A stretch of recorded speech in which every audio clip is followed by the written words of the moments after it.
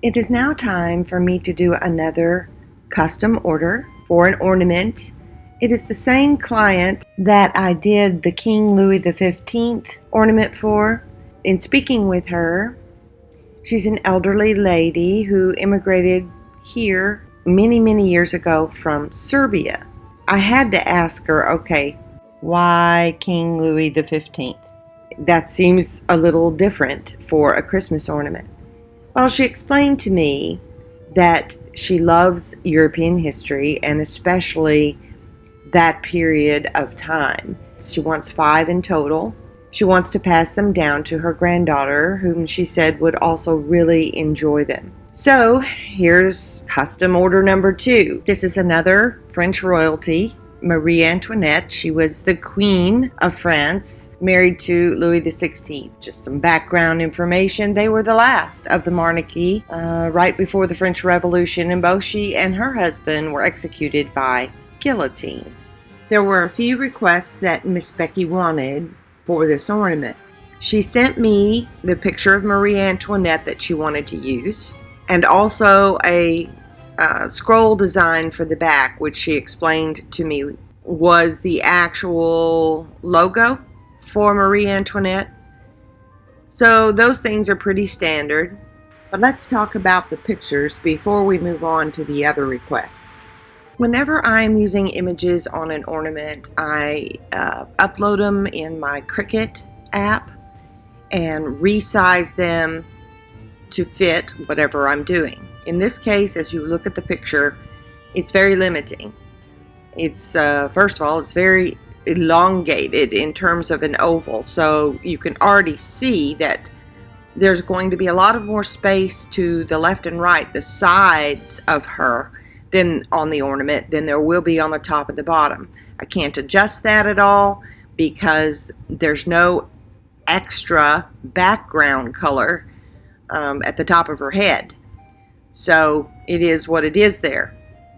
Now, with this size bauble, which is like a 4 1/8 inch diameter, I know that about 3.5 inches is all that I'm going to want to go in terms of height, well, or width if you're doing something round, to allow for a generous amount of molds and whatever background finish you want around the image.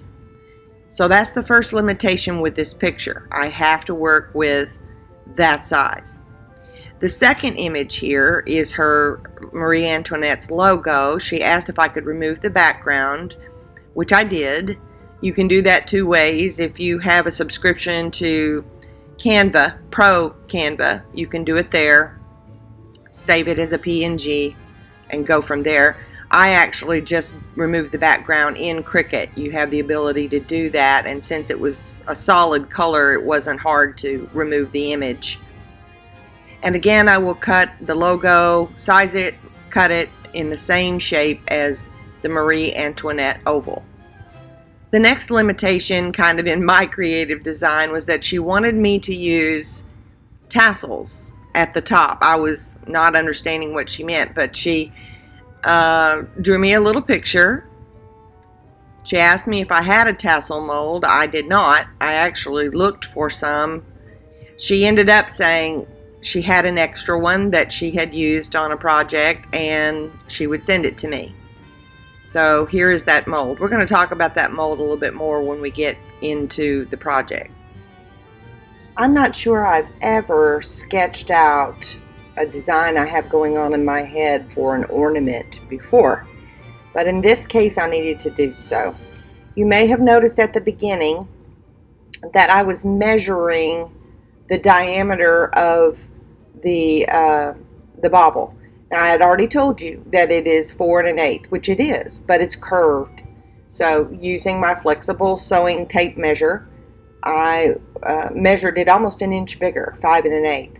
That's going to be important. That's why I'm sketching this out.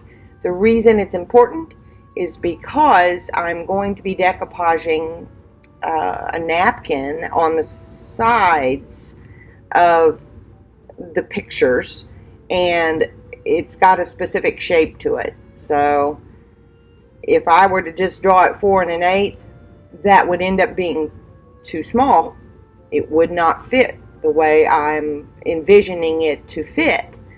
That's why you need to measure. If you're going to draw it out, you got to include the curvature because it's going to be bigger. The next step in my process was to address the tassel mold. As you can see, it is not a symmetrical mold. It only is going to lean to one side, which I will have to address when making the second tassel. And the other thing I'll say about this mold, just for information, she did tell me that she bought this off Etsy, which I did Google, looked at Etsy tassels. This particular mold, whoever made it out of something rubbery. It does not have distinct edges. They're rounded. Personally, I don't like these molds. They're very hard to work with. It's not very thick, and you have to do a lot of cutting around the edges to get a crisp line. As I said, the other issue is that this is only one direction. Additionally, what she drew for me with the tassels, the long part of the tassel was actually opposite what this is. The long part of the tassel was on the inside and the short was on the outside. I left it as is because of all the cutting I'm going to have to do and shaping to get a reverse image on the tassel. But I needed to do this first before I moved on to see, okay, how is this exactly going to fit and look. I really like the idea of the tassels. I think it's very palatial in style. It's just these rubber type base molds are not my favorite.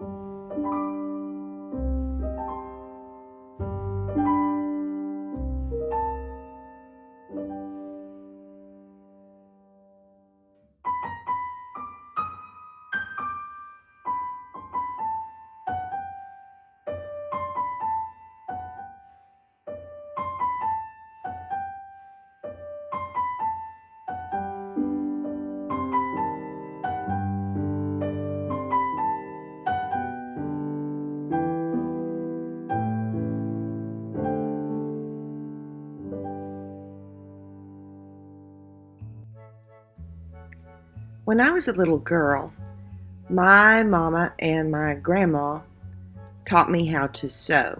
And as the years progressed, I still became or was an apprentice under them, under their tutelage. Well, I mention this because if you're a seamstress, or even if you're not, one of the hardest things to work with are plaids. It is very important when working with something like a plaid or stripe, if it goes horizontally, that you match up the design on the seams. For example, take a pair of pants, plaid pants. Have you ever seen on a side seam where the plaids do not match? It's terrible. Don't ever buy stuff like that. Very poorly constructed. Well, the reason I'm doing the decoupage on the back of this ornament differently is for the same reason, the same concept.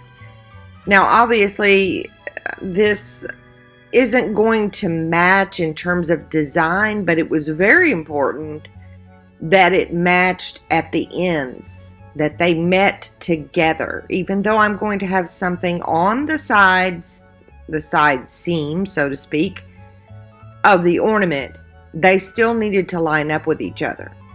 It was a little harder to do it this way because, it gathers a little bit on the outer edge because that's where the biggest curve is. So I did my best here to line it up and then let it wrinkle gather toward the end. But I included this because I thought, well, this might be important for someone. And by the way, this napkin, I love this napkin. When the lady, Becky, told me about this ornament and the color scheme she wanted was French blue and an off-white, the wheels began turning in my brain, especially after I saw the pictures. They're fairly plain. And I thought, okay, it's going to need something more lavish, more opulent looking.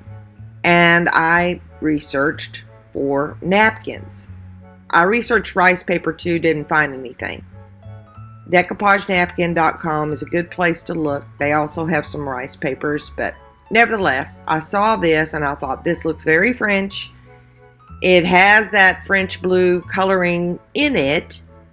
However, it is a busy pattern, and I thought it would look way too busy if it were completely surrounding the images. That's when I came up with this idea to just kind of do on the sides. And then the Magnolia White paint, off-white, as she wanted, is going to have a crackle finish on it. And speaking of that, with the crackle finish on the back, instead of cutting the logo in the oval shape, I decided I would fussy cut it and then adhere it that way. I think it will just look more cohesive, even though there will be molds around it. I wanted it to be kind of one solid painted piece for when I do the crackle finish.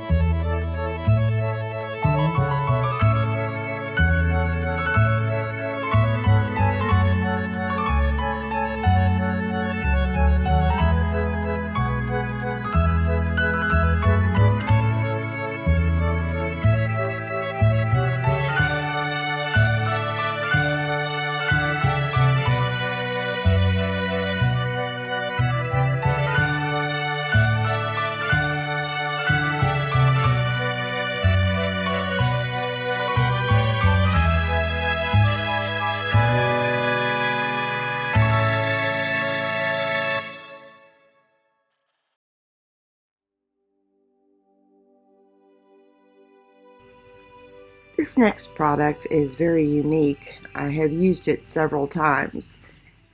The downside is the only place I have been able to find it is from an international company. I don't know how to pronounce their name. It's AIST Craft. Aist Craft. It on their page it says it is self-adhesive electrophoretic coating lead strip. So it's got an adhesive backing. It is a very thin, rounded lead strip that has a color coating on it. Gold is the one I usually order. I think it comes in silver and platinum as well. It's not super expensive, but when I order, since it's international, I order several pieces. The reason I like this is because it can replace having to use molds as an edging, a trim piece. What I was doing there was seeing, okay, can I curve it so that it would fit on the edges of where I've got the napkin decoupaged on, and I am able to do it. The next step is for me to paint it the color that Miss Becky wanted included in this ornament, which is FolkArt Brushed Metal in Bronze. Doesn't really look totally like a bronze, it looks more like an antique gold. I'm measuring to see, okay, I know that one little strip is not going to fit all the way around, so I will have to piece it, but I want to piece it where it will be underneath the tassel mold there on the edge. In order to paint it, I clean it well with alcohol and then use 2 coats of the acrylic paint to get it to the coloring that I want for the ornament.